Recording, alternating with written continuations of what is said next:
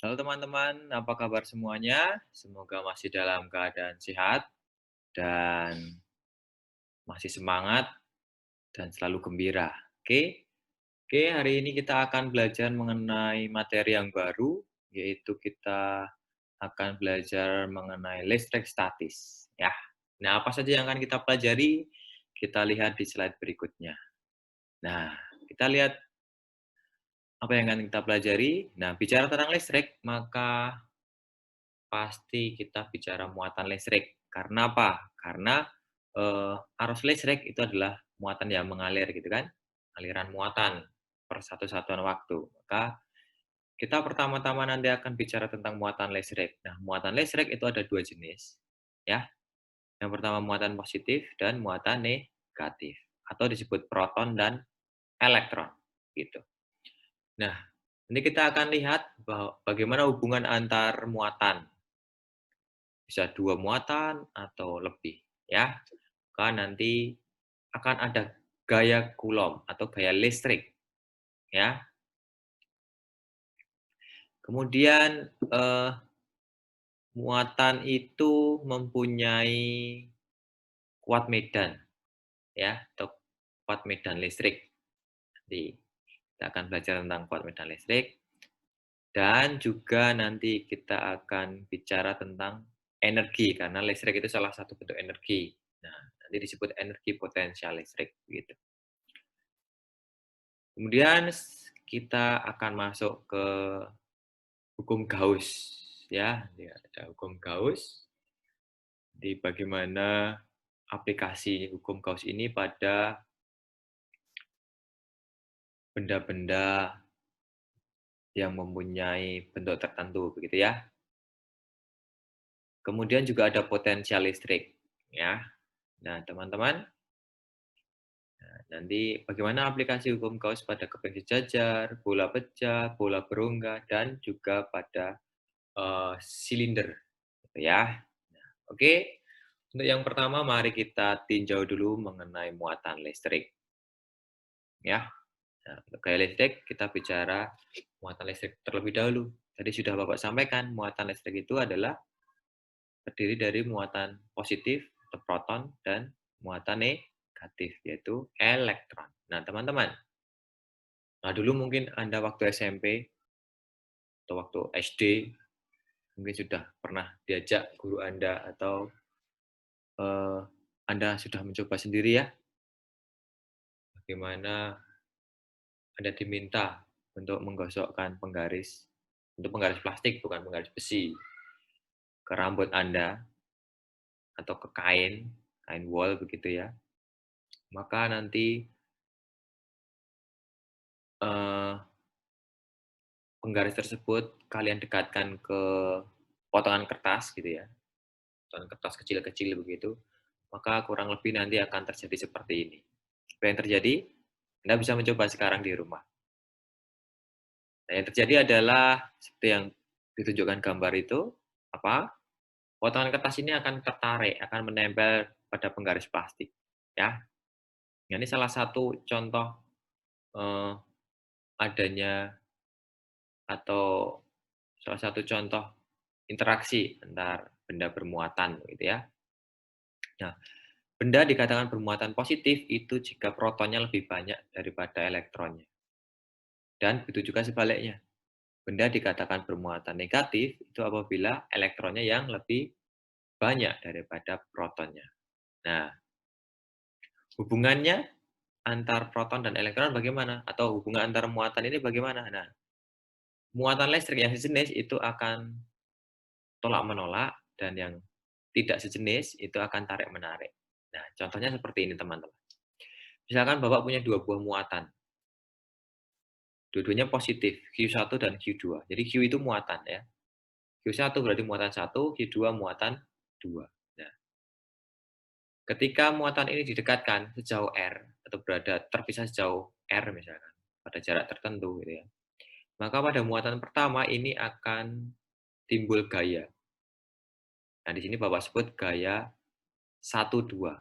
Atau gaya yang bekerja pada muatan 1 akibat muatan kedua. Nah, karena ini muatan positif semua, maka saling menjauh atau saling bertolak, tolak-menolak gitu ya. Pada Q1 maka gayanya arahnya ke kiri, pada Q2 kita sebut F21 ini ke kanan ya. Nah, besarnya bagaimana? Besarnya sama. Nah, kalau muatannya tidak sejenis, maka saling mendekat atau tarik-menarik, seperti yang ditunjukkan gambar di bawahnya itu. Oke, cukup jelas ya. Kita lanjut berikutnya. Nah, sekarang kita bicara hukum Coulomb.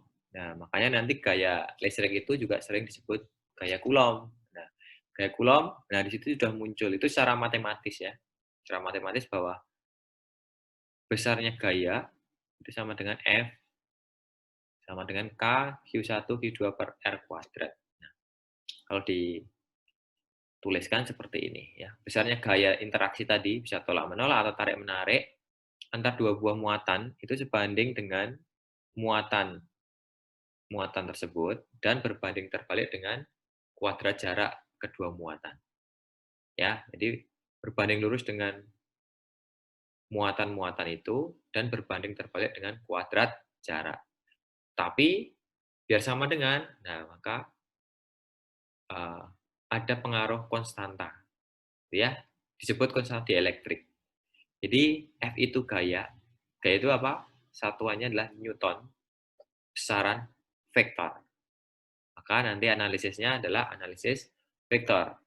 Nah, kenapa kemarin Anda diminta untuk kembali belajar mengenai vektor? Karena nanti analisis yang kita gunakan adalah analisis vektor. Penjumlahnya penjumlahan vektor, karena gaya besaran vektor.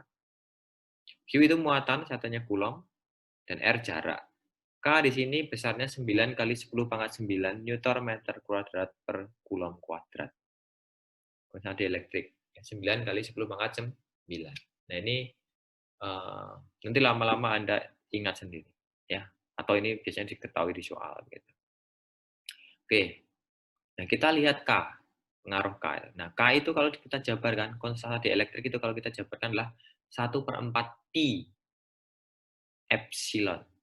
Nah, apa itu epsilon? Epsilon itu permisivitas bahannya. Jadi tergantung bahannya, teman-teman. Bisa kertas, bisa mika, dan yang lain-lain.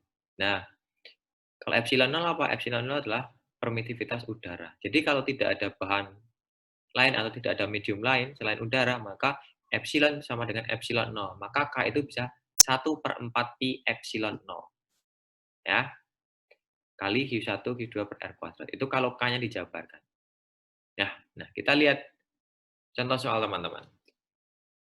Nah, sekarang ada dua buah muatan, 30 mikrokulom, dan minus 15 mikrokulom, terpisah sejauh 15 cm. Berapakah besar gaya elektrostatis yang bekerja pada kedua muatan? Jadi gaya elektrostatis itu gaya listrik, atau gaya Coulomb tadi ya. Nah, kita gambarkan seperti ini. Dan muatan 1 besarnya berapa? 30 mikrokulom. Muatan 2 min. Jadi ini muatan negatif, 15 mikrokulom. Nah, kemudian karena ini muatan positif, yang satu muatan negatif, maka gayanya saling mendekat atau tarik-menarik. F12, F21. F12 artinya apa? Gaya yang bekerja pada muatan 1 karena adanya muatan kedua. Sebaliknya F21, gaya yang bekerja pada muatan kedua karena adanya muatan 1. Besarnya bagaimana? Besarnya sama, hanya arahnya yang berbeda. Maka besarnya kita bisa masukkan atau kita hitung menggunakan hukum Coulomb tadi. Nah, masukkan angka-angkanya, ingat itu mikro. Mikro itu kali 10 pangkat min 6, maka Q1 30 kali 10 pangkat min 6 Coulomb. Begitu juga dengan Q2. Ingat jaraknya masih dalam senti, kita jadikan meter. Nah, kenapa harus dalam SI semua? Karena konstantanya itu dalam SI, teman-teman. Ya, sehingga F-nya kita hitung misalnya didapat 180 Newton. Nah, mungkin ada pertanyaan, Pak, kenapa kok 15-nya kok tidak negatif saat perhitungan? Nah, perhatikan. Tadi negatif itu menunjukkan apa? Nah, negatif itu menunjukkan bahwa dia muatan negatif. Muatan negatif. Setelah 30 itu positif. Maka tanda negatif itu sudah kita gunakan untuk menentukan arah dari F21 dan F12. Maka saat perhitungan itu tidak diikut sertakan. Begitu. Oke, jelas ya? Jelas. Nah, bagaimana kalau ada lebih dari 2 gaya pada suatu muatan? Maka seperti contoh misalkan ini. Soal berikutnya. Hitung besar dan arah gaya elektrostatis yang bekerja pada Q1, Q2, dan Q3 apabila diketahui seperti di bawah ini. Ya, Q1 besarnya 0,25 mikrokulom, Q2 minus 2 mikrokulom, berarti muatan negatif, betul sekali. Dan Q3, yaitu 10 mikrokulom. Terletak di segitiga siku-siku ya. Nah, jaraknya Q1 dan Q2 itu 3 cm, Q2 dan Q3, Q1 dan Q2 3 cm, Q2 dan Q3 itu 4 cm. Maka Q1 dan Q3 berapa? 5 cm, betul sekali, luar biasa. Maka sudut sudut segitiga ini Anda tahu dong, kan ini segitiga istimewa. Oke ya? Oke. Nah, kita lihat yang Q1 dulu. Nah, pada Q1 teman-teman bekerja gaya seperti yang ditunjukkan ini. Itu saya sebut F13 gitu ya. Gaya yang pada muatan 1 karena adanya muatan 3. Besarnya berapa? Silakan Anda hitung menggunakan hukum Coulomb tadi. R-nya berapa? 5 cm. Ingat mikro ya. Jadikan Coulomb dulu.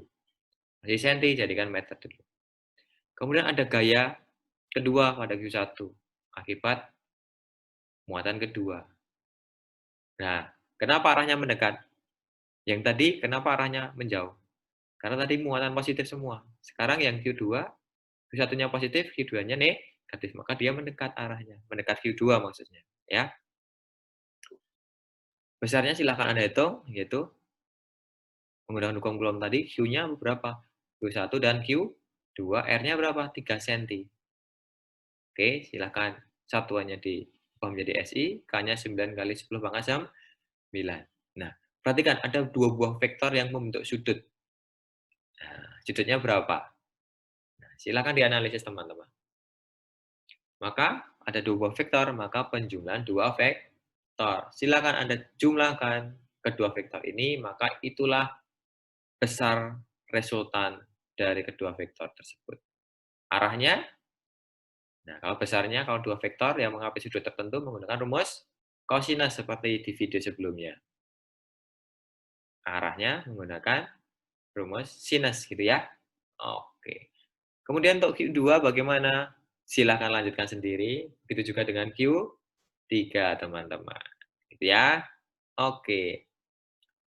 Berikutnya kita bicara tentang medan listrik. Nah, apa sih medan listrik? Jadi Bapak analogikan seperti ini. Misalkan Anda habis mandi menggunakan parfum. Pasti di sekeliling Anda bagaimana? Kalau ada orang mendekat Anda bagaimana? Harum gitu kan? Itu kalau pakai parfum. Kan? Semoga pakai parfum, semoga tidak bau gitu ya. Nah, jadi ibarat Bapak analogikan misalnya Anda habis mandi menggunakan parfum. Maka bagaimana? Pasti daerah di sekitar Anda itu kalau ada orang yang mendekat pasti akan mencium wangi parfum Anda. Nah, mirip seperti itu. Nah, medan listrik didefinisikan sebagai ruang atau daerah di sekitar muatan listrik yang apabila ada muatan uji di ruang masuk ke dalam ruangan itu akan mengalami gaya tadi. Ya, jadi sama seperti Anda menggunakan parfum, ada orang mendekat, maka orangnya itu akan mencium wangi parfum Anda. Maka bagaimana kira-kira? Kalau orangnya semakin menjauh, wanginya bagaimana? Kalau orangnya semakin mendekat, wanginya bagaimana? Nah, mirip seperti itu. Nah, di sini misalkan lihat muatan A di sini ya. Ini ada muatan A. Nah, kalau ada muatan P di dekat A ini, nah ini muatan positif P ini, maka gayanya bagaimana? Nah, menjauh karena muatan positif. Kalau muatan negatif, ini Q ini mendekat gitu. Nah, kalau muatannya negatif, maka di titik A kuat medannya kemana? Mendekat. Kalau muatannya positif, akan menjauh. Jadi bisa kita ibaratkan bahwa titik ini titik positif, titik A ini positif, titik B ini punya muatan positif. Jadi kalau positif ke negatif maka mendekat, positif positif menjauh. Kuat medan ini juga besaran vektor, maka analisisnya analisis vektor, teman-teman. Nah, kita lihat besarnya kuat medan listrik bagaimana. Nah, sudah muncul di situ ya. Kuat medan listrik itu adalah gaya persatuan muatan. Nah, rumusnya bisa dibalik F sama dengan Q0 Q0 itu muatan ya, muatan uji. Nah, kuat medan listrik pada lokasi di mana muatan uji berada definisikan sebagai besarnya gaya Coulomb yang bekerja pada muatan uji tersebut dibagi dengan muatan uji itu sendiri. Maka, nah, E itu KQ per R kuadrat. Atau K-nya diuraikan. Jadi K tadi berapa? 1/4 pi epsilon 6. Kurang lebih seperti itu. Nah, kuat medan itu menjauhi sumber positif, mendekati muatan sumber negatif. Tadi seperti gambar tadi ya. Dan ini, nah, akan lebih jelas kalau melihat gambar. Nomor 1 itu ini, yang kiri dan kanan ini. Keluar muatan positif, masuk muatan negatif. Ini garis medan. Ya, garis medan listrik. Nomor 2 ini yang gambar tengah ini. Bagaimana garis hubung antar keduanya. Oke ya. Oke, kita lihat contoh soal untuk kuat medan ini. Nah, kan ada soal seperti ini. Ada dua buah muatan, Q1 besarnya minus 16 mikrocoulomb, berarti muatan negatif ya. Dan Q2, 64 mikrocoulomb. Terpisah sejauh 12 cm. Jika medan listrik di titik P adalah 0, di manakah letak titik P dari Q1? Nah, kita diminta mencari letak titik P itu berada di mana. Kalau ada dua buah muatan yang terpisah sejauh 12 cm. Maka kita bisa memisahkan, teman-teman. Nah, syarat 0 itu apa? Nah, syarat E pada titik P sama dengan 0 itu apa? Nah, ini kan besaran vektor ya. Maka harus berlawan arah dong, biar 0 dong. Atau ya, besarnya E1 harus sama dengan E2. Nah, kalau kita misalkan di tengah, mungkin 0 nggak? Jadi kan tadi titik ini, misalkan ini titik P ya. Maka titik ini kita misalkan ada muatan positif. Oh, ini ada muatan negatif, maka pasti positif negatif ke mendekat ya. Karena ada muatan Q2, positif-positif menjauh. Mungkin 0 nggak kalau di tengah titik P? Tidak, ya. Sekarang kalau kita misalkan di sebelah kirinya Q1, ini titik P-nya. Dan ini ada muatan positif. Positif, negatif. Arahnya kemana? Mendekat. Yang disebut E1. Kemudian karena muatan Q2, positif, positif. Nah, kalau di sini mungkin 0 nggak? Mungkin sekali. Ya. Maka kita masukkan. E1 sama dengan E2. E tadi apa? KQ per R kuadrat. E1 berarti K Q1 per R kuadratnya berapa? Berarti X kuadrat dong. Sementara E2 berapa? K Q2 per R-nya berapa? X plus 12 dalam kurung dikuadratkan. Nah, silakan dianalisis, nanti X-nya ketemu berapa. Nah, begitu ya. Nanti kita akan eh, cocokkan, silakan dikerjakan, nanti kita cocokkan waktu kita bertemu secara virtual gitu ya. Oke, itu tentang kuat medan. Nah, berikutnya teman-teman, kita akan masuk ke energi potensial listrik. Nah, ini sebenarnya mirip ya, mirip dengan Anda sudah pernah belajar energi potensial gravitasi ya. Misalkan di sini ada muatan Q, muatan sumber. Ya, ada muatan Q0, muatan uji gitu ya. Letaknya berjarak R1 dari pusat muatan sumber. Kemudian muatan ini pengen dipindahkan ke ke titik 2. Ini posisi 1, posisi 2 yang berjarak R2 dari muatan sumber, dari pusat muatan sumber ya. Ini akan dibawa ke sana. Kalau dulu kita bicara eh, gravitasi gitu ya. Kalau ini bumi, ini ada benda, dibawa ke sana. Kalau bendanya dari 2 pasti Ada gaya menarik ke bawah toh, gaya berat kan, atau gaya gravitasi gitu kan. Nah, mirip seperti itu ya. Jadi mirip nah kalau ini bendanya dibawa dari posisi satu pengen dipindah posisi 2 maka nanti apa, dia membutuhkan energi untuk pindah. Kalau dari 2 ke satu dia apa, dia mengeluarkan energi ya.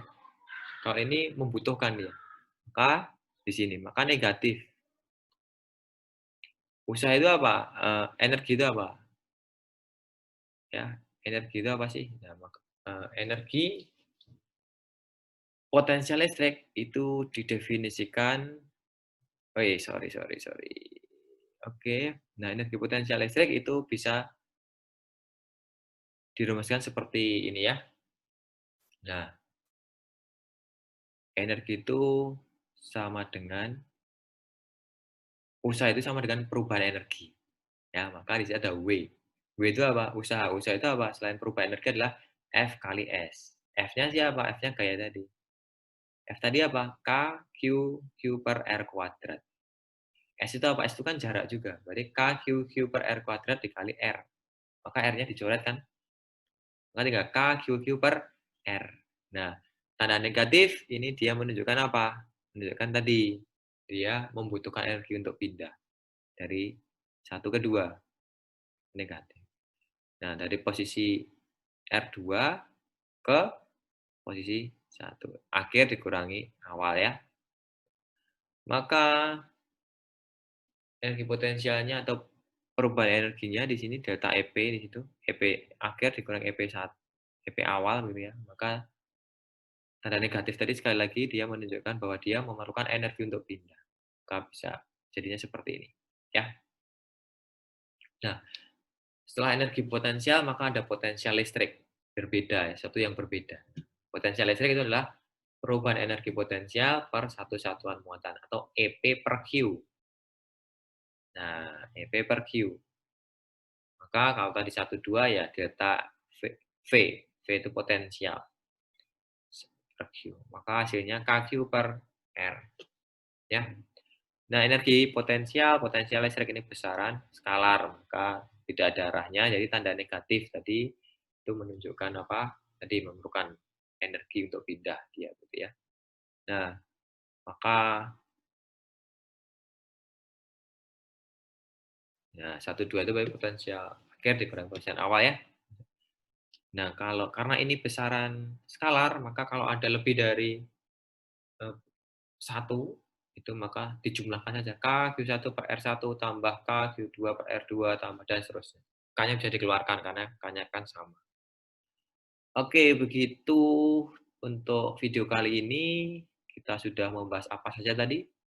Kita melihat peta konsepnya, ada gaya listrik, ada medan listrik, dan ada energi potensial listrik dan potensial listrik, teman-teman. Oke, sampai di sini dulu.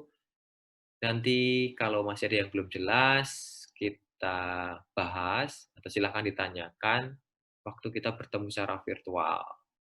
Nanti kita juga akan mencoba latihan-latihan soal yang lain waktu kita bertemu secara virtual. Oke, begitu teman-teman. Selamat siang, tetap semangat, salam sehat, dan selalu gembira. Terima kasih.